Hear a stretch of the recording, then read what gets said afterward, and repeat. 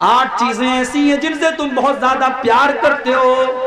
सबसे पहली चीज, कुल इनकान आबाउकुम, अगर तुम अपने बाप से प्यार करते हो। कौन अपने बाप से प्यार नहीं करता? कोई बदनसीब होगा, कोई बदबख्त होगा, कोई नामुराद होगा जो अपने बाप से मोहब्बत नहीं करे। वरना जिसके अंदर कॉमन सेंस है, जिसके अंदर जरा सी भी अक्ल है, सूझबूझ है, वो अपने बाप की इज्जत करेगा, बाप की कद्र करेगा। वो जानता है बाप ने मेरे लिए कितनी तकलीफें उठाई। दुनिया में कभी माँ बाप को मत सताना मेरे भाई, वरना दुनिया ही में अल्लाह ताला सजा देगा। 2 गुना ऐसे हैं जिसकी सजा अल्लाह आखिरत में तो देगा ही देगा, दुनिया में भी अल्लाह उसकी सजा देता। अल्लाह के प्यारे नबी फरमाते हैं, इसनान युअज्जिलुहुम अल्लाहु फिद दुनिया, 2 गुना ऐसे हैं जिनकी सजा अल्लाह ताला दुनिया ही के अंदर दे देता है। कौन से 2 गुनाह? फरमाया अल बग़ी व उक़ूक़ुल वालिदैन, किसी के ऊपर जुल्म करना और माँ बाप को तकलीफ देना, माँ बाप से रिश्ता काटना, माँ बाप को सताना, ये 2 गुनाह ऐसे जिनकी सजा अल्लाह ताला दुनिया ही के अंदर दे देता है। तो अल्लाह फरमाता है कि ऐ ईमान वालों, अगर तुम अपने बाप से प्यार करते हो, वह अबनाउकुम, और अगर तुम अपनी औलाद से मोहब्बत करते हो, अपने बच्चों से प्यार करते हो, अपने बेटों से प्यार करते हो, वह इख्वानुकुम, और अगर तुम अपने भाइयों से प्यार करते हो, वह अज़वाजुकुम, और अगर तुम अपनी बीवियों से प्यार करते हो, वाशिरतुकुम, और अगर तुम अपने खानदान और बिरादरी से मोहब्बत करते हो, वह अम्वालुन इक़्तरफ़्तुमूहा, और अगर तुम पैसे से, माल से, जिसको तुम कमाते हो, मेहनत करके पैसा लाते हो, अगर तुम उस पैसे से प्यार करते हो, वह तिजारतुन तख़शौना कसादहा, और अगर तुम बिजनेस और कारोबार से मोहब्बत करते हो, जिस कारोबार के मंदी का शिकार होने से तुम डरते हो। कारोबारी को सबसे ज्यादा डर क्या होता है? कहीं मेरा कारोबार बैठ ना जाए, कहीं मेरे कारोबार में मंदी ना आ जाए। वह तिजारतुन तख़शौना कसादहा, और अगर तुम अपने बिजनेस और कारोबार से मोहब्बत करते हो, जिसके मंदी का शिकार होने से तुम डरते हो, वह मसाकिन तरज़ौनहा, और अगर तुम अपने घर बार से, अपने घरों से मोहब्बत करते हो। अल्लाह इन 8 चीजों का नाम लेने के बाद फरमाता है, मेरे बंदो, अगर इन 8 चीजों से तुम मोहब्बत करते हो, अहब्ब इलैकुम मिनल्लाहि व रसूलिही व जिहादिन फी सबीलिही, अगर इन 8 चीजों की मोहब्बत अल्लाह से ज्यादा हो जाए, रसूल से ज्यादा हो जाए, और अल्लाह की राह में जिहाद से ज्यादा हो जाए, फतरब्बसू हत्ता याती अल्लाहु बिअम्रिही, तो तुम अल्लाह के अज़ाब का इंतजार करो। अब आज जरा अपने गिरबानों में झांक के देखो मेरे भाई, कि बाप से ज्यादा मोहब्बत है कि नबी से ज्यादा मोहब्बत है?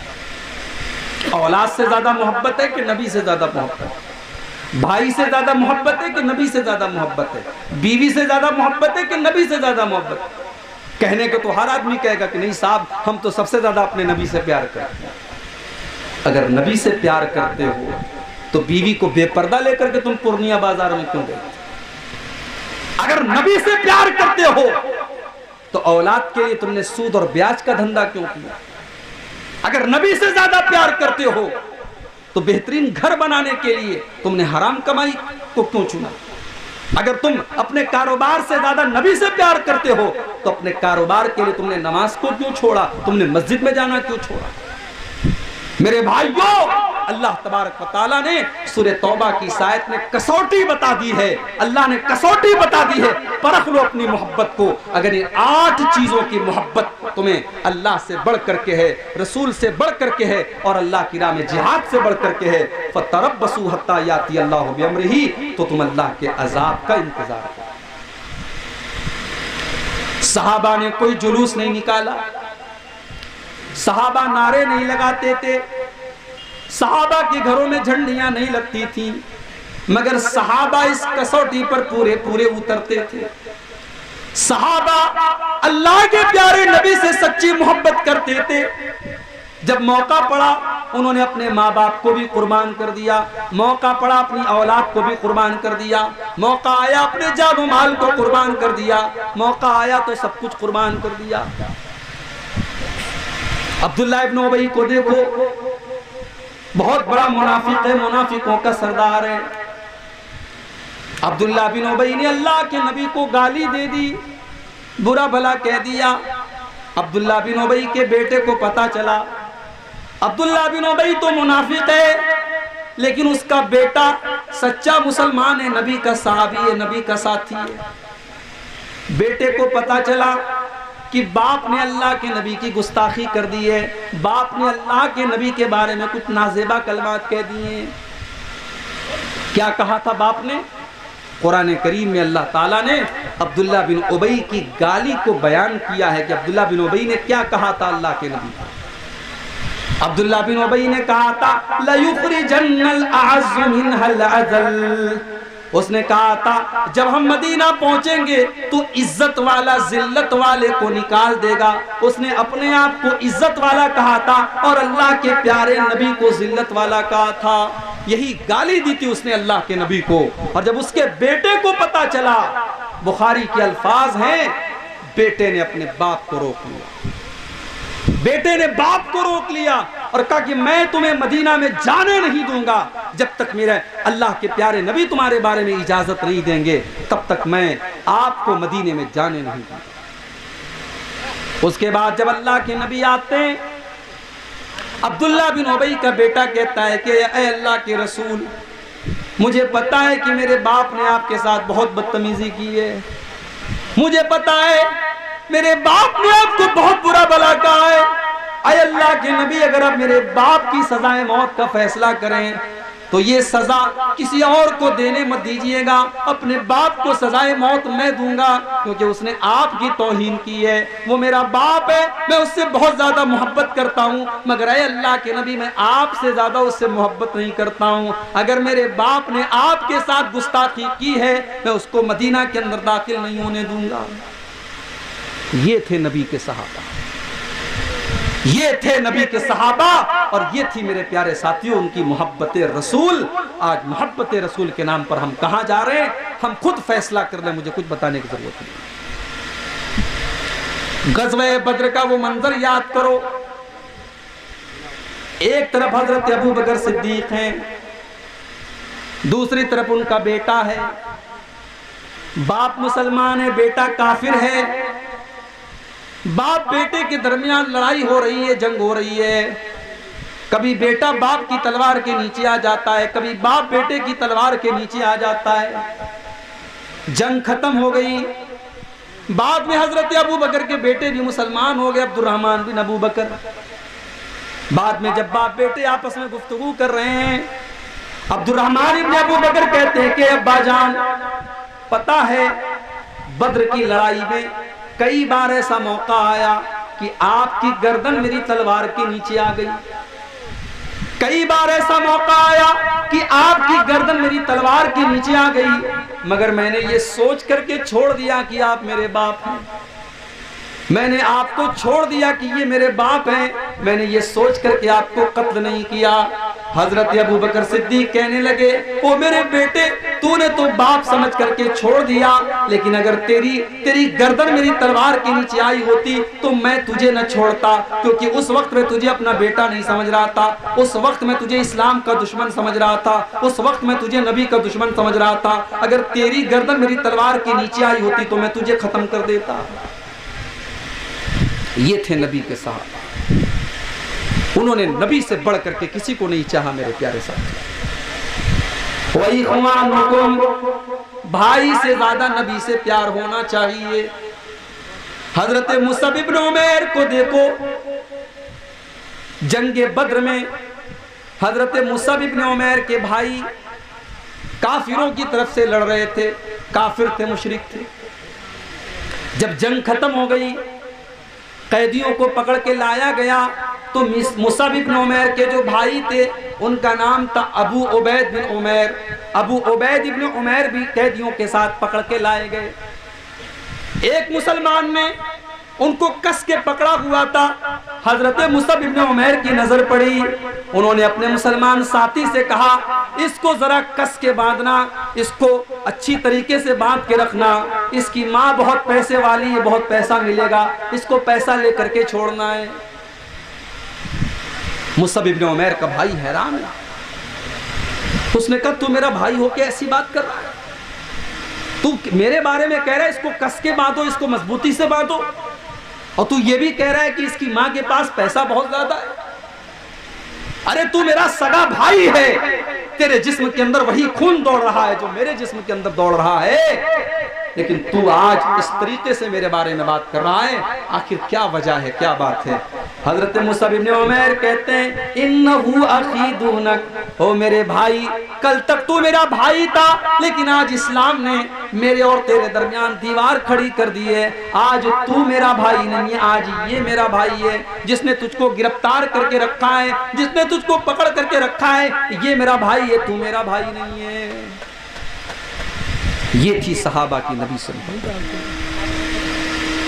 खानदान और बिरादरी की मोहब्बत, बीवी की मोहब्बत।